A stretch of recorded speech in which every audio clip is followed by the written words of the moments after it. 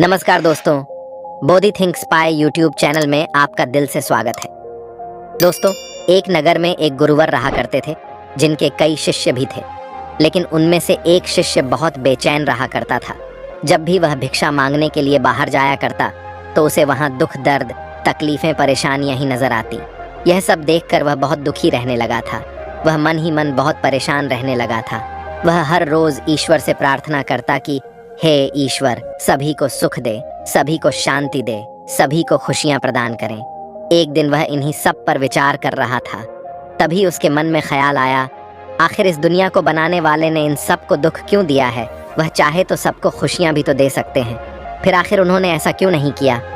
यह सवाल लेकर वह अपने गुरुवर के पास पहुंचा और वह अपने गुरु से कहने लगा, हे गुरुवर, ये दुनिया इतनी दुखी क्यों है?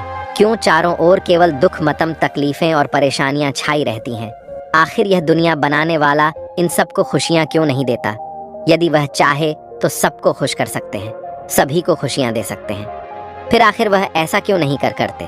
जब भी मैं उन लोगों की तकलीफें, परेशानियां और दुख देखता हूँ तो मैं भी बहुत दुखी हो जाता हूँ। मुझसे उनका दुख देखा नहीं जाता। जब भी मैं भिक्षा मांगने जाता हूँ तो मुझे चारों तरफ केवल दुख और दर्द के अलावा कुछ भी नजर नहीं आता। चारों तरफ हर कोई बेचैन है, हर तरफ हर कोई परेशान है, किसी के चेहरे पर एक मुस्कान तक नहीं। आखिर ऐसा क्यों? इस पर वह गुरु मुस्कुराने लगे और अपने उस शिष्य से कहते हैं, भंते, इन सबको सुख ही दिया गया है, किंतु इन्हें अपना सुख दिखाई नहीं देता, तो ऐसी अवस्था में कोई क्या कर सकता है? इस पर वह शिष्य कहता है, हे गुरुवर, आप यह कैसी बातें कर रहे हैं? यदि किसी को सुख मिलेगा तो वह खुश क्यों नहीं रहेगा? उसके चेहरे पर मुस्कान क्यों नहीं होगी? भला वह जानबूझकर दुखी क्यों रहना चाहेगा? वो जानबूझकर परेशानियां और तकलीफों का सामना क्यों करना चाहेगा? यदि उन्हें दुख है तभी तो वह दुखी हैं, बेचैन है, परेशान है। अपने शिष्य की बात सुनकर वह गुरुवर अपने शिष्य से कहते हैं, भंते, मैं जानता हूँ कि तुम एक बहुत अच्छे मूर्तिकार हो। तुम मेरा एक काम करो, उसके बाद मैं तुम्हें तुम्हारे सभी प्रश्नों के उत्तर दे दूंगा। वह शिष्य उन गुरु की बात मान जाता है और कहता है, कहिए गुरुवर, मुझे क्या करना होगा?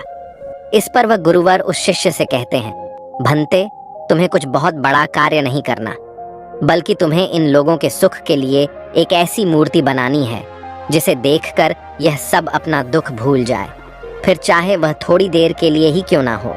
अपने गुरु की यह बात सुनकर शिष्य अपने गुरु की बात मान लेता है और वह अपने गुरु से कहता है, ठीक है गुरुवर, यदि आप चाहते हैं तो मैं ऐसी ही मूर्ति बनाऊंगा जिसे कोई यदि एक बार देख ले तो अपना दुख दर्द भूलकर खुश हो जाए।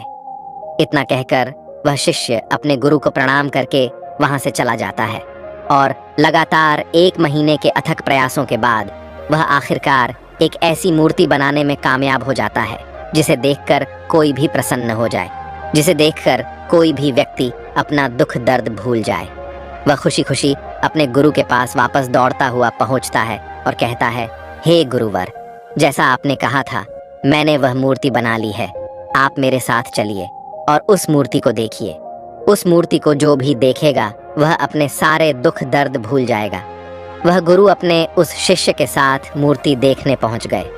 उन गुरु ने देखा कि उनके शिष्य ने एक बहुत ही अच्छी मूर्ति बनाई थी जो बहुत ही मोहक और सुंदर थी। उसकी मुस्कान ऐसी थी कि उसमें कोई भी खो जाए और अपने दुख दर्द भूल जाए। यह देखकर वह गुरुवर अपने शिष्य से कहते हैं, भंते, बहुत खूब, तुमने बहुत ही सुंदर मूर्ति बनाई है तुम्हारी। यह मूर्ति उन लोगों को दुख से बाहर निकालने में अवश्य उनकी मदद करेगी, परंतु मैं तुमसे चाहता हूँ कि तुम इस मूर्ति के चेहरे पर कहीं पर भी एक छोटा सा निशान बना दो जो किसी को भी आसानी से दिख ना पाए अपने गुरु के मुख से। यह सुनकर वह शिष्य कुछ देर के लिए अचरज में पड़ गया और फिर वह अपने गुरु से कहता है, हे गुरुवर, आखिर आप ऐसा क्यों कह रहे हैं? क्या मेरी मूर्ति में कोई कमी रह गई है या फिर मेरी यह कला आपको पसंद नहीं आई? इस पर वह गुरुवर उस शिष्य से कहते हैं, नहीं नहीं भंते, तुमने एक बहुत ही अच्छी मूर्ति बनाई है, किंतु मैं चाहता हूँ कि तुम एक ऐसा निशान अवश्य इस मूर्ति पर बनाओ जो किसी को आसानी से दिखाई ना पड़े। इस पर वह शिष्य एक बार फिर उन गुरुवर से प्रश्न करते हुए कहता है, परंतु क्यों गुरुवर? इसका कोई कारण तो होगा। इस पर वह गुरुवर उस शिष्य से कहते हैं, भंते, इसका कारण मैं तुम्हें अंत में बताऊंगा। वह शिष्य उन गुरु की बात मान लेता है और उस मूर्ति की आंख के ऊपर एक बहुत ही छोटा सा, जो आसानी से किसी को दिख ना सके, ऐसा एक निशान बना देता है। यह देख वह गुरुवर उस शिष्य से कहते हैं, बहुत अच्छे, अब इस मूर्ति को गांव के बीचों बीच रख दो। शिष्य ने अपने गुरु की बात मानी और वह उस मूर्ति को ले जाकर गांव के बीचों बीच रखवा देता है। और उसके बाद वह शिष्य और गुरु दूर जाकर खड़े हो जाते हैं और गांव वालों के आने का इंतजार करते हैं। देखते देखते सभी गांव वाले एक एक करके उस मार्ग से होकर गुजरने लगे और सभी की नज़र उस मूर्ति पर पड़ने लगी। लेकिन जो भी उस मूर्ति को देखता वह बहुत दुखी हो जाता था। यह देखकर उस शिष्य को यह समझ नहीं आ रहा था कि आखिर ऐसा कैसे हो सकता है। मैंने तो एक बहुत अच्छी मूर्ति बनाई है जिसे देखकर कोई भी खुश हो जाए, जिसे देखकर कोई भी अपना दुख दर्द भूल जाए, तो आखिर सभी लोग उस मूर्ति को देखकर दुखी क्यों हो जा रहे हैं। इसी प्रकार एक व्यक्ति उस मूर्ति को बहुत ध्यान से देख रहा था। कुछ देर तक वह यूं ही उस मूर्ति को देखता रहा, फिर अफसोस करता हुआ वह आगे बढ़ गया। तभी रास्ते में वह गुरु और शिष्य ने उस व्यक्ति को रोक लिया और गुरु ने उस व्यक्ति से कहा, क्या हुआ, तुम बहुत दुखी दिखाई दे रहे हो। इसके जवाब में वह व्यक्ति कहता है, हाँ गुरुवर, गांव के बीचों बीच एक मूर्ति रखी गई है। देखने में तो वह बहुत सुंदर है, बहुत दिव्य है। मूर्ति ऐसी बनाई गई है, यदि देखो तो देखते ही रह जाओ। पर अफसोस की बात यह है कि उसमें एक छोटी सी कमी रह गई है। शायद मूर्तिकार ने उस पर ध्यान नहीं दिया। उसने मूर्ति की आंख के ऊपर एक छोटा सा निशान छोड़ दिया है, जिसे देखकर मेरा मन बहुत दुखी हुआ। मैं समझ नहीं पा रहा कि आखिर मूर्तिकार ने वहां पर वह निशान क्यों बनाया। क्या उसने गलती से ऐसा किया या जानबूझकर? यदि वह निशान वहां पर नहीं होता तो वह मूर्ति अति सुंदर होती। इस पर वह शिष्य तुरंत ही उस व्यक्ति से कहता है, परंतु वह निशान तो बहुत बारीक सा है और वह किसी को आसानी से दिखाई भी नहीं दे सकता। फिर आखिर तुमने उसे कैसे देख लिया? इसके जवाब में वह व्यक्ति कहता है, गुरुवर, आप ये कैसी बातें कर रहे हैं? सबसे पहली नज़र तो मेरी उस निशान पर ही गई जो किसी को भी साफ और स्पष्ट तौर पर दिखाई दे सकती है, और आप कह रहे हैं कि वह निशान बहुत बारीक है और किसी को दिखाई नहीं देगा। यह भला कैसे हो सकता है? यह कहकर वह व्यक्ति वहां से आगे चल पड़ा। फिर उसके बाद एक दूसरा व्यक्ति उस मूर्ति को बहुत ध्यानपूर्वक देख रहा था। वह भी देखते देखते अचानक दुखी हो गया और वह भी उसी मार्ग से आगे बढ़ चला। जब वह आगे जा रहा था तभी गुरु और शिष्य ने उस व्यक्ति को रोका और एक बार फिर उन गुरुवर ने उस व्यक्ति से कहा, क्या बात है, तुम इतने दुखी क्यों लग रहे हो? इसके जवाब में वह व्यक्ति कहता है, हे गुरुवर, गांव के बीचों बीच एक बहुत ही सुंदर मूर्ति रखी गई है जो बहुत ही लुभावनी है, जिसे देखकर बहुत आनंद आ रहा था।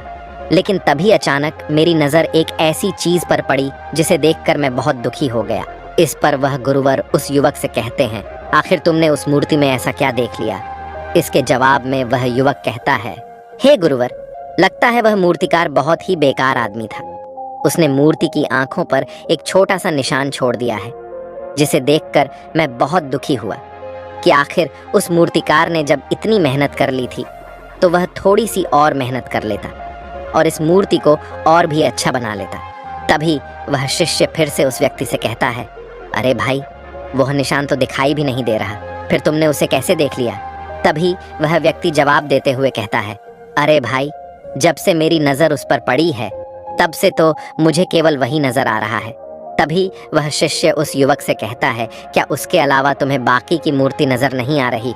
इसके जवाब में वह युवक कहता है, भाई, उस मूर्ति में छोटा सा निशान रह गया है और बाकी तो मूर्ति अच्छी बनी है, बहुत सुंदर भी है, किंतु यदि उसमें वह निशान नहीं होता तो वह मूर्ति और भी सुंदर हो जाती, और बस इसी कारण मैं बहुत दुखी हूँ।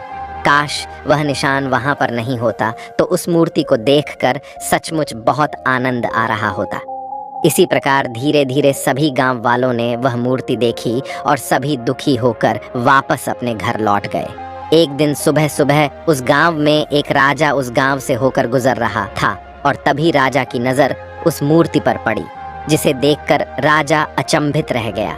राजा इतनी सुंदर मूर्ति को देखकर बहुत प्रसन्न हुआ।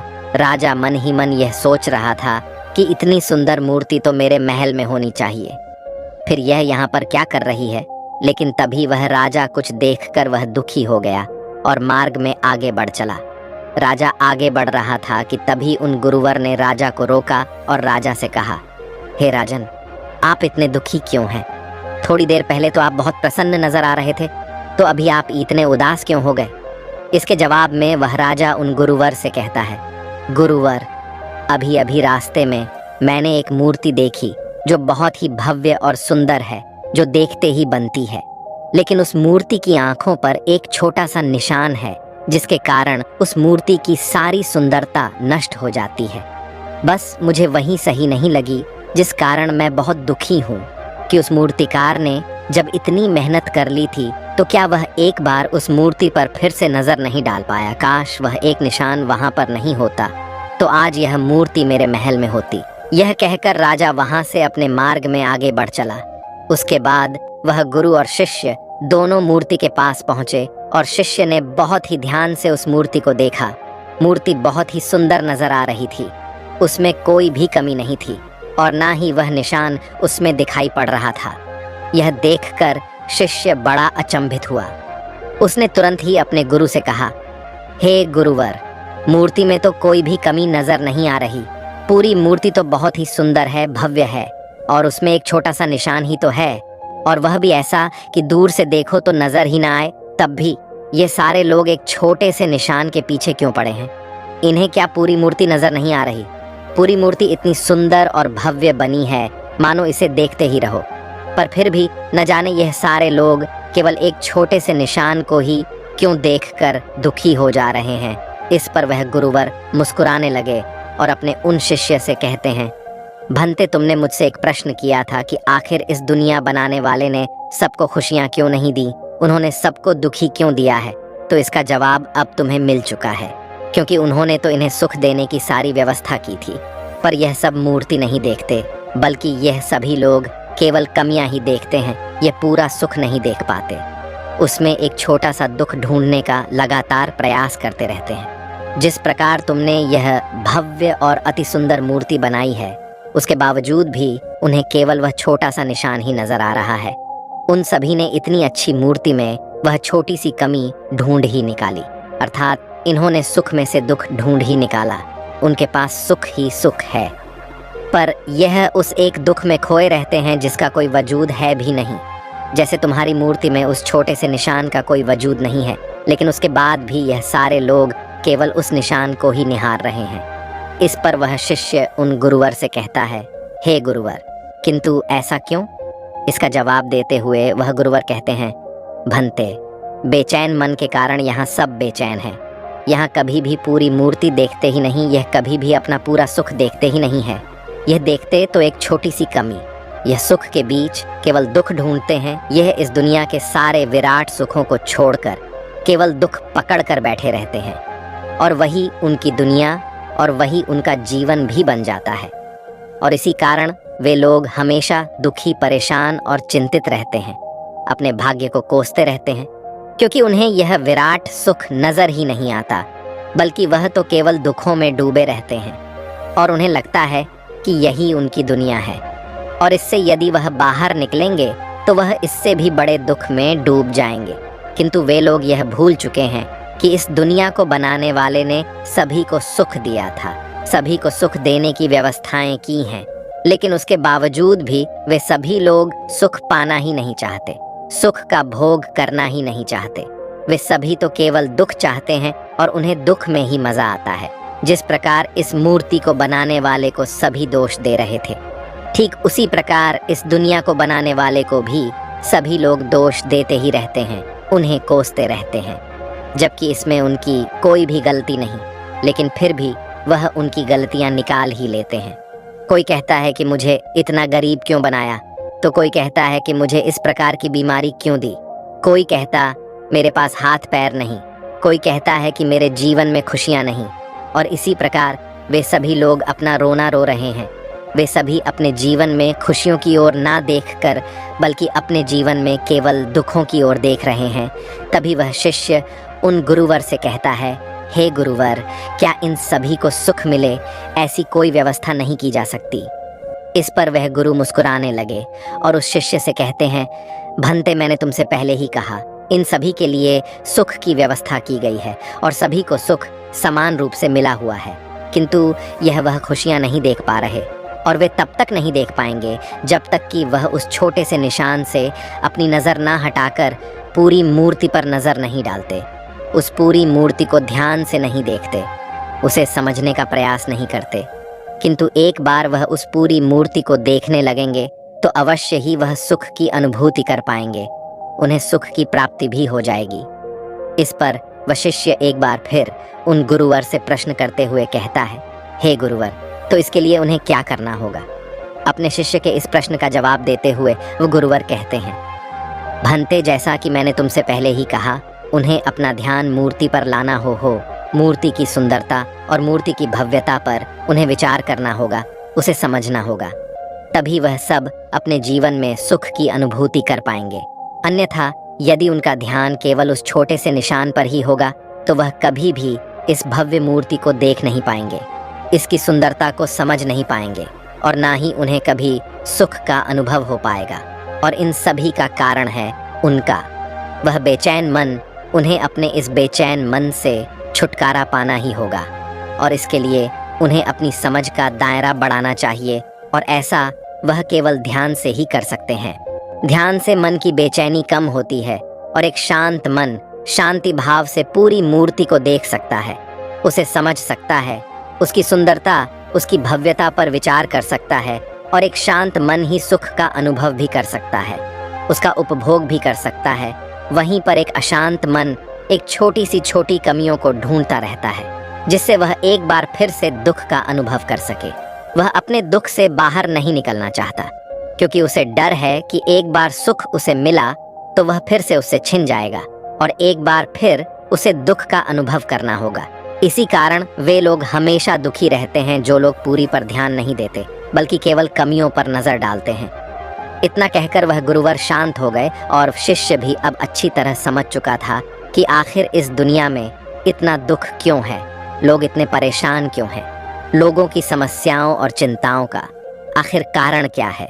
उम्मीद है कि आपको भी यह समझ में आ चुका होगा कि आपकी दुख समस्या और परेशानियों का कारण क्या है और आपसे आप उसे सुधारने के लिए पूरी मुमकिन कोशिश भी करेंगे। इसी के साथ में उम्मीद है कि आपको आज की यह वीडियो पसंद आई होगी, तो इस वीडियो को लाइक और अपने दोस्तों के साथ शेयर भी ज़रूर कीजिएगा और हमें ऐसे ही सपोर्ट करने के लिए चैनल को सब्सक्राइब और घंटी बटन को ज़रूर दबा दीजिएगा।